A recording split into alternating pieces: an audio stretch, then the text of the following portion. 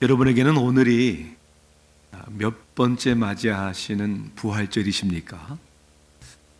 아마 그 숫자만큼 부활절에 관한 설교를 매해 들으셨겠죠. 저는 40번째인 것 같습니다. 예수를 믿고 맞이한 부활절이.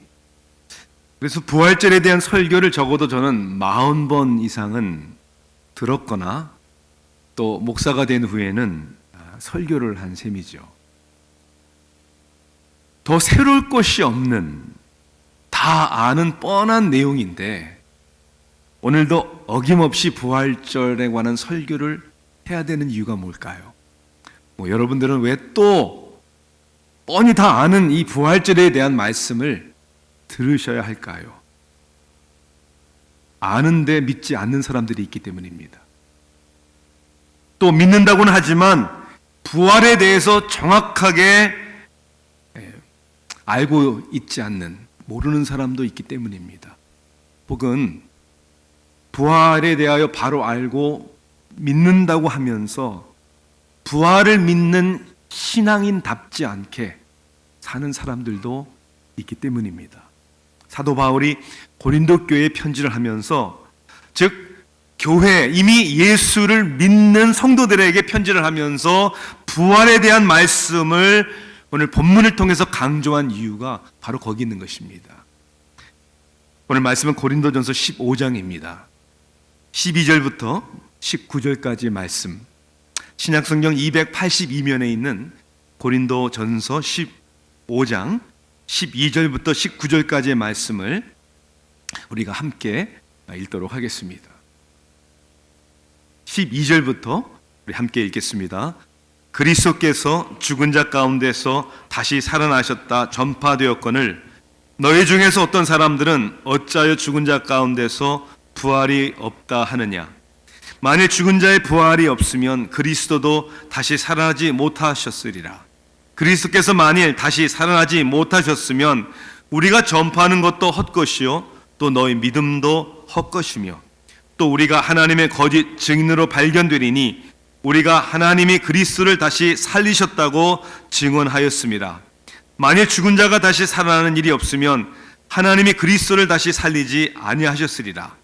만일 죽은 자가 다시 살아나는 일이 없으면 그리스도 다시 살아나신 일이 없었을 터이요 그리스도께서 다시 살아나신 일이 없으면 너희의 믿음도 헛되고 너희가 여전히 죄 가운데 있을 것이요 또한 그리스도 안에서 잠자는 자도 망하였으리니 만일 그리스도 안에서 우리가 바라는 것이 다만 이 세상에 살 뿐이면 모든 사람 가운데 우리가 더욱 불쌍한 자이리라. 아멘. 우리의 삶 속에 일어나는 작고 큰 일들 혹은 어떠한 사건들은 그 일이 일어나기 전과 그 일이 일어난 후에 우리의 삶을 변화시키고 바꾸기도 합니다. 지난 주간에 아틀란타 다운타운을 오고 가는 85번 I-85가 불에 타서 그 고가도로가 불에 타서 무너진 지가 벌써 1년이 되는 때가 지난 주간이었어요. 근데 황당한 일이잖아요. 어떻게 고가도로가 무너집니까?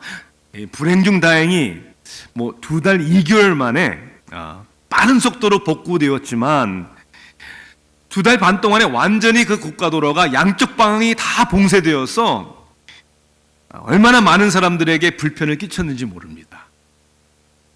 더 큰 사건을 예로 들자면 9.11 테러 사건을 들 수 있습니다. 이 테러 사건은 우리가 일상적인 우리의 삶의 태도를 바꾸게 하고 공항을 이용할 때마다 사람들의 삶의 패턴을 얼마나 바꿔놓는지 모릅니다. 사실 그 당시에 저는 LA를 방문했다가 공항이 다 폐쇄되는 바람에 항공편으로 돌아올 수가 없어서 운전을 하고 아틀란타로 돌아온 기억이 납니다. 이러한 어떤 사건들은 그 전과 후의 삶을 다 바꿔놓습니다. 좀 더 개인적으로 얘기하자면 결혼하신 분들은 결혼한 날 그 전과 후가 완전히 인생이 바뀌어졌다는 것을 여러분들은 실감하실 거예요. 저도 1987년 5월에 결혼을 했는데 결혼한 후 제 삶이 완전히 달라졌어요. 더 이상 혼자가 아니잖아요. 내가 함께 살아야 되는 사람이 있고, 함께 먹어야 되고, 함께 모든 것을 삶을 나눠야 되는, 이제는 나 혼자가 아니라 이제는 부부가 되었고 또 아이가 나면서 총각 시절에 혼자 살던 시절과는 완전히 삶이 달라집니다. 이렇게 한 인격을 내 삶의 반려자로 내가 맞이할 때도 이렇게 삶의 변화가 일어나는데, 자, 그렇다면 이제까지 인류의 역사 가운데 가장 큰 before and after, 그 전과 그의 후의 삶을 완전히 바꾸는 역사적인 사건은 예수 그리스도의 부활입니다. 이 예수 그리스도의 부활은 모든 사람을 변화시킨 것이 아니라 이 부활의 사건을 믿는 사람들의 삶에 변화를 일으키는 것이죠. 아니, 변화를 일으킬 수밖에 없는 것이죠. 우리가 생각해 볼 때 다른 종교는 제가 알기에는 예외 없이 부활했다는 주장이 없습니다. 왜 그럴까요? 첫째는 부활하지 않았기 때문입니다. 두 번째는 부활하지 않으면 부활했다는 증거를 보여줄 수 없기 때문에 부활을 주장할 수 없습니다. 금방 거짓이라는 것이 금방 드러날 수밖에 없는 것이죠. 아마도 그래서 세상 사람들은 자신들이 부활을 믿지 않기 때문에 예수 그리스도의 역사적인 부활의 사건을 절대로 그럴 리가 없다, 그런 사건이 일어나지 않았다 라고 부정하며 여러 가지 이유와 핑계와 설명을 대는 것 같습니다. 기절설이라는 그런 설도 있어요. 예수님이 죽은 게 아니라 너무나 많이 맞고 십자가에서 탈진한 상태에서 마치 죽은 것처럼 기절했다가 무덤에 누우니까 시원한 그러한 그 구란의 온도로 다시 살아나신 것이다, 이렇게 설명하는 사람들이 있다고 합니다. 교회에서도 그렇게 말하는 사람들이 있다고 하니 얼마나 슬픈 일인지 몰라요. 어떤 사람들은 예수님이 부활을 한 게 아니라 죽었는데 결국 자기들의 어떠한 종교를 세상 사람들에게 사기치기 위해서 예수님의 시체를 훔쳤다라고 그렇게 주장하는 사람들도 있습니다. 또 어떤 사람들은 제자들이 예수님이 부활한 게 아니라 너무 사모하고 그리워하다 보니까 헛것을, 환상을 본 것이다, 이렇게 얘기를 합니다. 그래서 오늘도 사도 바울은 고린도 교회 성도들에게, 그리고 예수 그리스도의 부활의 사건을 이런 엉터리 같은 설명으로 부정하는 사람들에게 이렇게 얘기합니다. 예수님께서 기절하신 게 아니라 죽었다라고 얘기를 하고, 제자들이 도둑질한 게 아니라 장사 지내셨다라고 얘기하고, 너무 사랑하고 복고픈 아버지 헛것을 본 것이 아니라 5절에 보니까 나타나시고 보이시고 라고 역사적인 증거를 하는 것입니다. 저는 그러나 오늘 우리 부활절을, 또 한 번의 부활절을 맞이하여서 오늘 우리 부활절을 믿는가, 그리고 부활이 역사적인 사건이었는가, 여기에 대한 초점을 두는 것이 아니라 더 중요하죠. 어떻게 보면 우리는 부활을 믿는다면 이 부활을 믿는 사람답게 우리는 살아가고 있는가? 여러분, 이것이 중요한 오늘 말씀의 초점이 되겠습니다. 어떻게 보면 가장 현실적이고 실질적인 예수 부활의 증거는 예수 그리스도를 따르던 제자들이 부활이 있기 전까지는 비겁쟁이였고 도망다니는 사람이었는데, 그 부활절 주일 후 부활을 목격한 그 다음에는 너무나 변화된 삶이 되었다는 것. 그 겁쟁이들이, 그 도망자들이 자신들의 목숨을 내놓기까지, 아니 죽기까지 예수 그리스도를 증거하는 부활의 산 증인이 되었다는 겁니다. 저는 오늘 말씀의 메시지의 주제를, 제목을 부활주일 후의 월요일, 부활을 믿는 사람이라면 그러면 부활주일을 당한 그 다음 날부터 어떤 삶이 되었는가에 제자들의 삶처럼 우리의 삶이 달라져야 된다는 겁니다. 여러분, 부활을 믿으십니까? 아니, 정말 믿으십니까? 그렇다면 부활절 후에 우리의 삶은, 첫째는 우리의 삶에 소망이 있어야 된다는 거예요. 소망이. 어떤 소망입니까? 어떻게 부활이 우리의 삶의 소망이 되는 것입니까? 그것은 그리스도의 부활이야말로 우리 인류의 가장 큰 문제에 대한 해결, 즉 그 문제에 대한 소망이 되기 때문입니다. 인류의 가장 큰 문제가 뭡니까? 첫째는 죄의 문제이고 두 번째는 죽음의 문제입니다. 죄의 문제. 인류의 가장 큰 문제가 무엇입니까? 경제적인 문제입니까? 빈부의 차의 문제입니까? 인종차별의 문제입니까? 교육의 문제입니까? 아니면 많은 사람들이 얘기해 환경 오염의 문제입니까? 아니, 이런 문제들이 있다는 것도 사실이겠고 그것을 해결하려고 우리가 노력해야 되지만 그것은 그냥 겉으로 나타나는 증상적인 문제들입니다. 그리고 해결되지 않습니다. 정말 해결되어야 되는 것은 그런 증상들의 문제가 아니라 원인입니다. 원인. 그 원인은 죄라는 것입니다. 오늘 2부 예배 때 이제 저희 교회 청소년들 가운데 오늘 입교를 하고 또 세례를 받는 청소년들이 있어요. 우리 청소년들하고 함께 지난 주간에 이렇게 이제 1대1로 만나서 복음을 확실히 아는지를 확인해야 되는 거 아닙니까? 아니, 믿음의 가정에서 성장하고 교회에서 성장했어도 복음은 모를 수 있지 않습니까? 그래서 제가 물어봤어요. 세례가 너에게 무슨 의미니? 왜 세례를 받아야 되니? 무섭습니다. 되게 너무 감사했어요. 우리 아이들이 복음에 대해서 정확하게 이해를 하고 있더라고요. 나의 죄의 문제를 해결하신 예수 그리스도를 믿는 신앙의 고백입니다. 그래서 제가 그랬어요. 아니, 너 16살, 17살밖에 안 됐는데 네가 무슨 죄를 그렇게 져서 네가 죄인이니? 아이들이 하나같이 다 이렇게 고백을 하더라고요.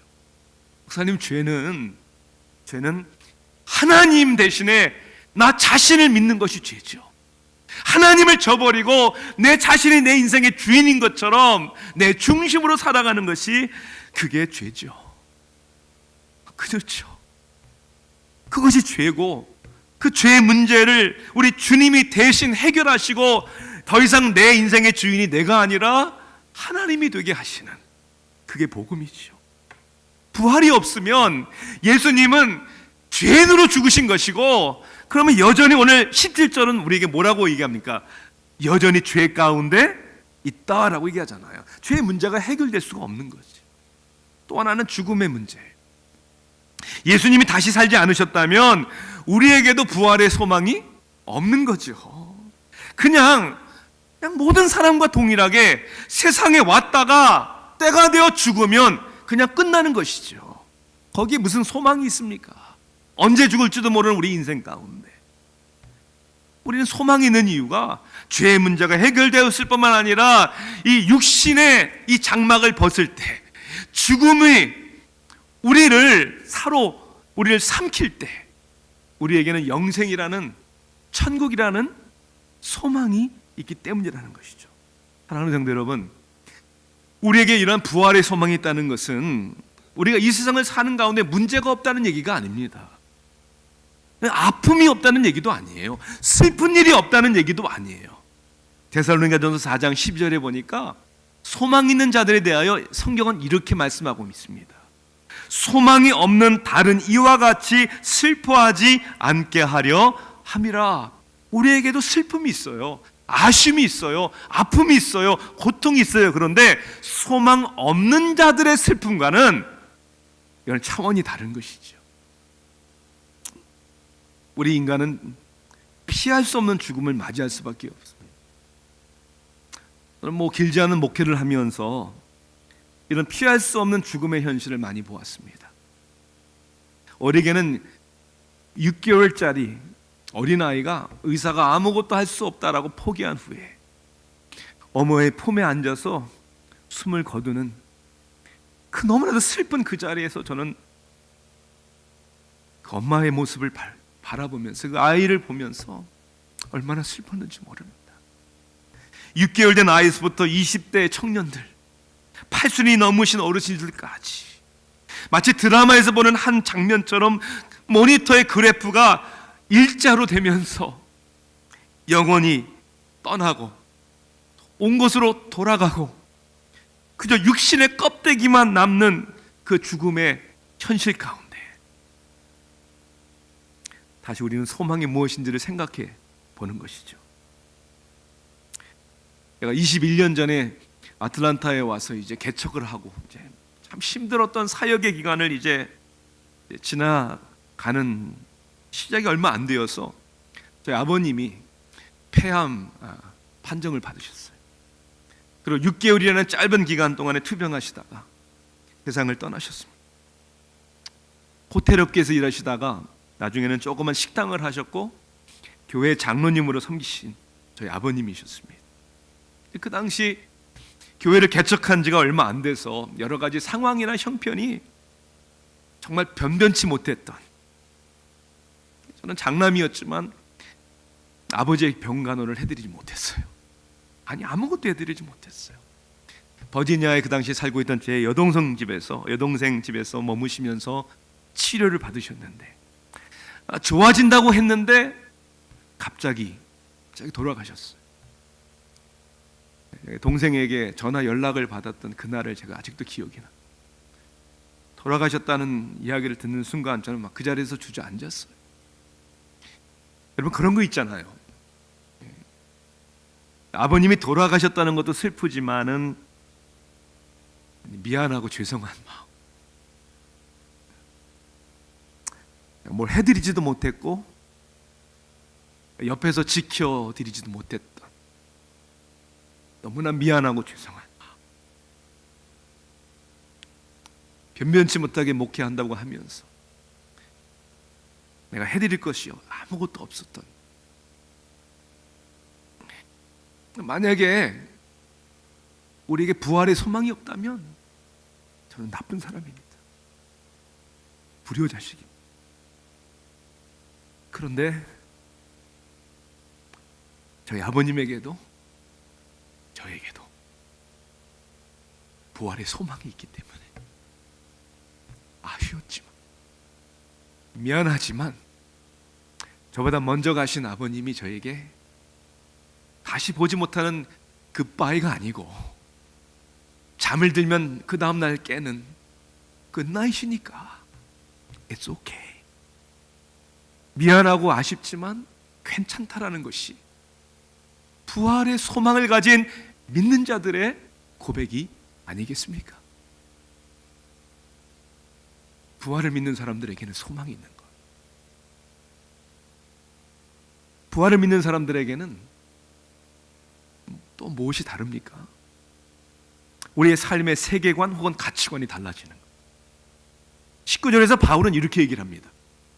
만약 그리스도 안에서 우리가 바라는 것이 이 세상의 삶뿐이면 모든 사람 가운데 우리가 더욱 불쌍한 자이리라. 사도 바울이 왜 이런 얘기를 할까요?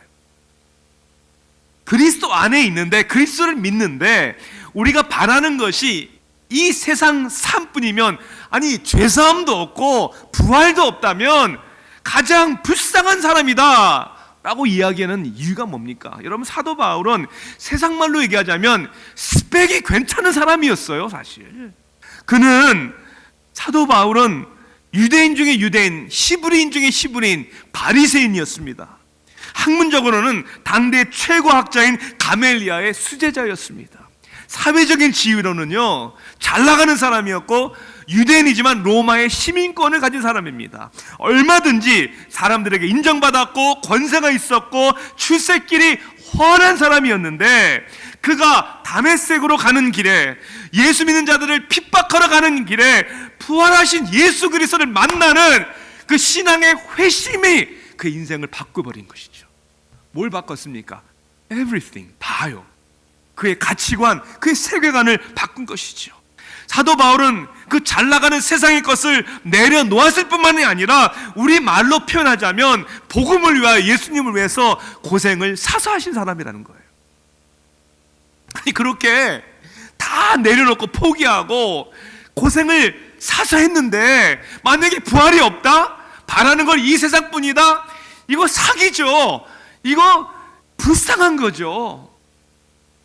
여러분, 우리는 바울의 마음을 좀 이해를 할 수 있어야 되는 거예요. 고린도후서 11장에 보니까 사도 바울이 자기가 당한 고난에 대해서 얘기를 해요. 복음을 전하다가 당한 고난을 이렇게 얘기를 합니다.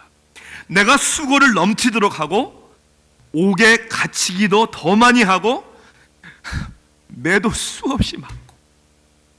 여러분, 매 맞아 보신 적 있으세요? 예수님 때문에? 감옥에 갇혀본 적 있으세요? 예수님 때문에? 여러 번 죽을 뻔하였으니 저와 여러분은 예수 믿다가 죽을 뻔한 적 있습니까?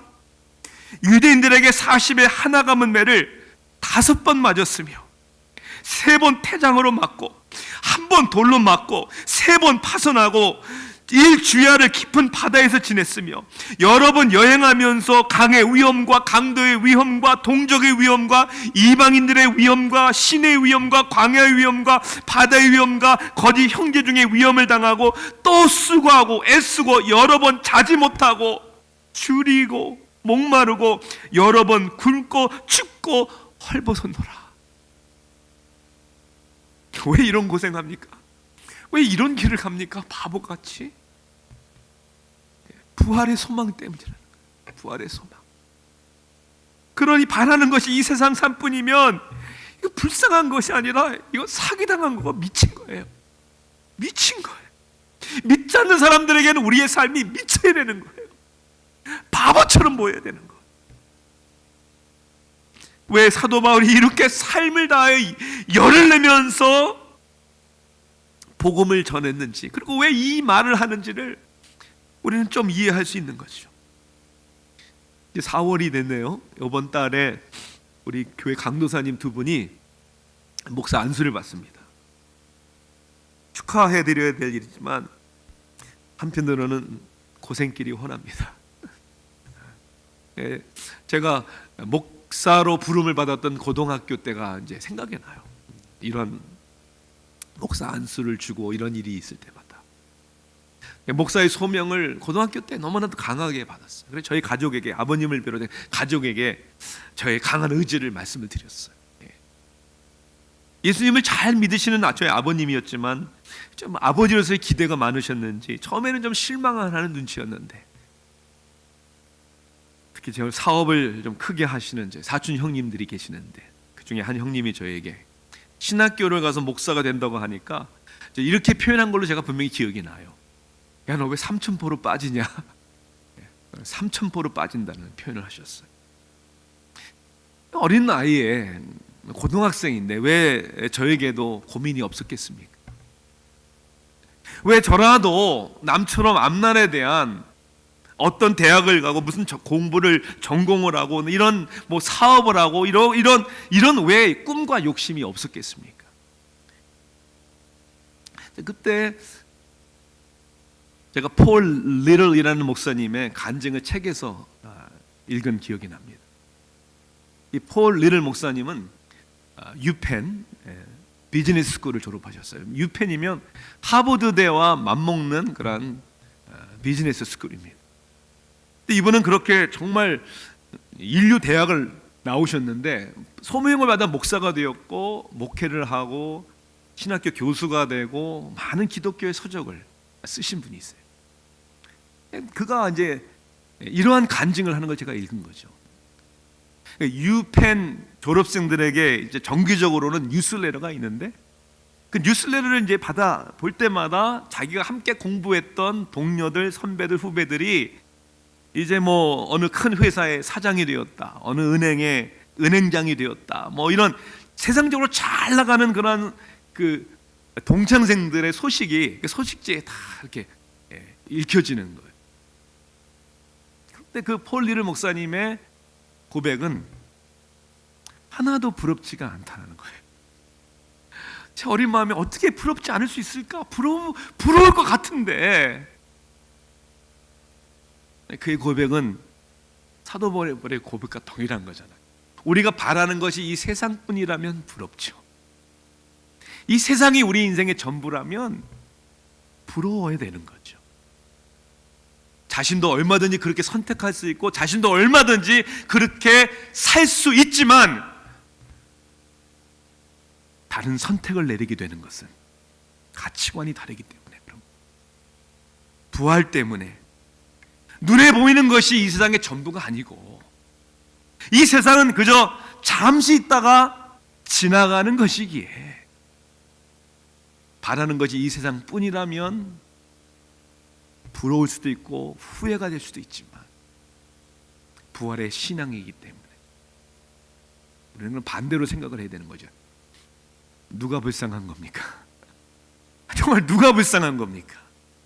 이 세상의 전부인 줄 알고 이 세상 것 자랑하고 이 세상 것 누리다가 하나님의 심판을 당하는 사람들이 가장 불쌍한 사람들이죠. 여러분들은 어떤 가치관을 가지고 사십니까? 무엇을 위하여 여러분의 삶과 열정을 쏟아 살아가고 있습니까? 부활주일의 월요일을 여러분은 어떻게 살고 계십니까? 달라야죠. 아니, 다를 수밖에 없는 것이죠. 우리의 소망이 달라요. 우리의 가치관이 달라요. 끝으로는 우리의 메시지가 다릅니다.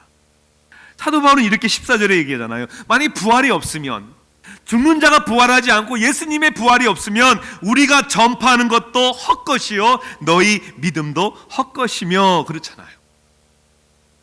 헛것이죠. 어리석은 것이죠.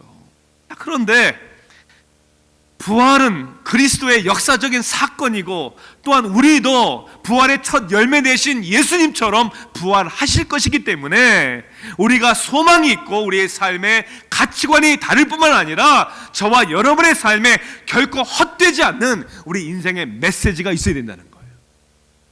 우리의 고백이 있습니다. 그리스도는 나의 주십니다. 그리고 우리의 자랑이 있습니다. 예수님이 나의 인생의 자랑입니다. 그리고 우리는 전해야 하는 메시지가 있는 거예요. 죽은 자를 살리신 하나님의 능력, 우리의 죄의 문제를, 사망 권세를 이기신 예수 그리스도를 믿으세요. 우리의 입술로만이 아니라 그 부활의 삶을 살아가는 우리의 삶의 모습을 통해서 증거해야 되는 메시지가 있다는 거예요. 여러분들 그리스도의 부활을 믿으십니까? 말로는 안 되는 거예요. 정말 믿는다면 여러분은 그 신앙 고백이 분명해야 되는 겁니다. 정말 믿으신다면 그것이 가장 자랑스러워야 됩니다. 그리고 정말 믿는다면 우리가 말주변이 좀 부족해도 그 그리스도의 부활의 메시지를 증거하셔야 합니다. 아니, 어떻게 증거하지 않을 수 있어요? 어떻게 그 이야기를 안 할 수 있습니까? 그 부활의 감격을 우리 가운데 있는데, 1991년 2월 27일 정확하게 루스 딜로라는 여인이 전화를 받았어요. 그 당시에 여러분 데저트 스톰이라는 이라크와의 전쟁이 있었던 당시입니다. 군대에 간 아들이 있었는데 그 이라크 전쟁 데저트 스톰에 참전했던 아들이 클레이턴 카펜터라는 1등병이 지뢰를 밟아서 사망했다라는, 정말 엄마의 가슴을 아프게 하는, 정말 하늘과 땅이 꺼지는 그런 소식을 듣게 됩니다. 3일 동안을 아들을 잃은 이 여인은 웁니다. 아무도 그 누구도 그 여인을 위로해 줄 수가 없는 거예요. 자기 아들이 죽었는데 3일을 어떻게 그렇게 울고, 그 누구도 위로해 줄 수 없는데 3일이 지냈는데, 아들이 죽었다는 소식을 들은 3일이 지냈는데 전화가 오는 거예요. 전화를 받았어요. 근데 그 전화에는 아들이에요. 아들, 죽었다는 아들. 보니까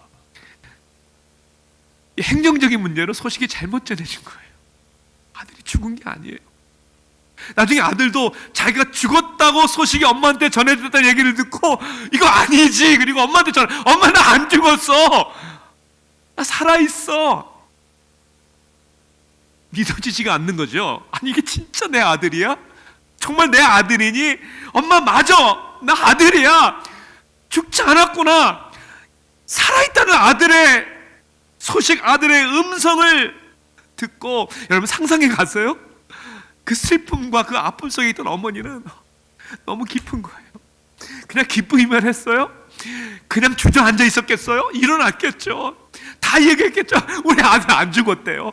우리 아들 안 죽었대요. 살아있대요. 모든 사람들에게 다 얘기하고 그 넘치는 기쁨 속에서 충만했을 것 같아요. 상상이 가잖아요. 죽었던 아들이, 죽은 줄 알았던 아들이 살았대는데, 살아가는 성대로 죽으신 예수님이 부활하셨어요. 그리고 우리도 그 부활의 첫 열매를 따라 우리도 부활할 겁니다. 그 소망이 있는 거예요. 그러니까 썩어져가는 세상을 위해서 욕심대로 살면 안 되는 거예요. 그리고 이 소망이 없이는 안 되는, 멸망받을 수밖에 없는 영혼들을 향하여 그들을 사랑하기 때문에 이 복음의 부활의 메시지를 전해야 하는 것입니다. 부활주일 후에 월요일의 우리의 삶이 바로 이러한 충만한 삶이 되기를 간절히 축원합니다. 기도하시겠습니다.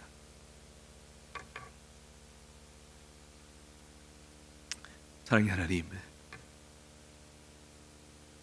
부활의 신앙은 뭘 어떻게 해야 되는 방법론이 아니라 그 부활의 소망이 있는 사람은 그렇게 살 수밖에 없는 당연한 하나님의 은혜요, 당연한 하나님의 능력이 되는 줄 믿습니다.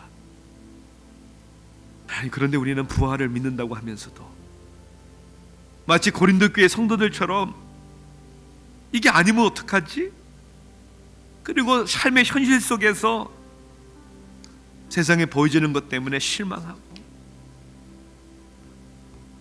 세상에 잘 나가는 사람들이 부러워지고,